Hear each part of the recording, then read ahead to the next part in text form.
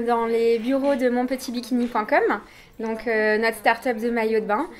C'est un site de vente en ligne qui a été créé il y a un petit peu plus de 5 ans et qui propose le plus large choix de maillots de bain sur Internet en France. J'ai eu l'idée vraiment par hasard. Avec des copines, on cherchait un maillot de bain pour partir en hiver au soleil.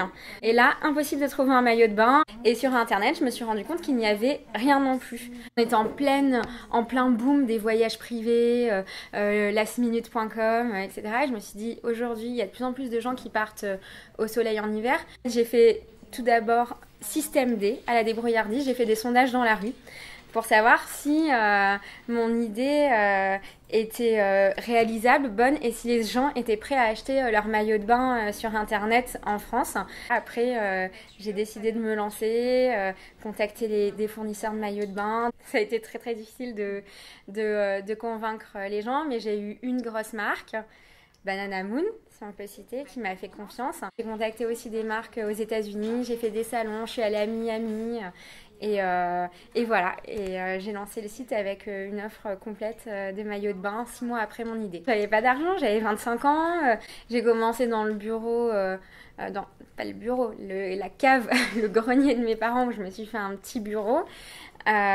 Ensuite, je me suis rapprochée du schéma, ils m'ont incubée, mais donc j'ai commencé toute seule, je faisais tout, le service client téléphonique, les paquets, la gestion du site, le marketing, donc tout de A à Z, la relation fournisseur, les achats, la logistique, la comptabilité. Et puis on a eu très vite un boom et une grosse accélération avec une croissance de 100% chaque année.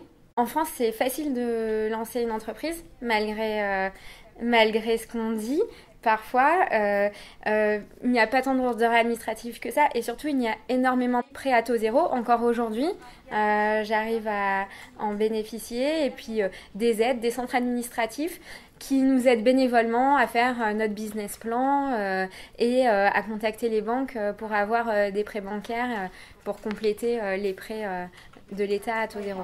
Aujourd'hui, on est 9 dans l'entreprise. On réalise un chiffre d'affaires de plus de 2 millions d'euros. Et voilà, et puis l'aventure continue avec plein de beaux projets encore à venir, on ne s'arrête pas.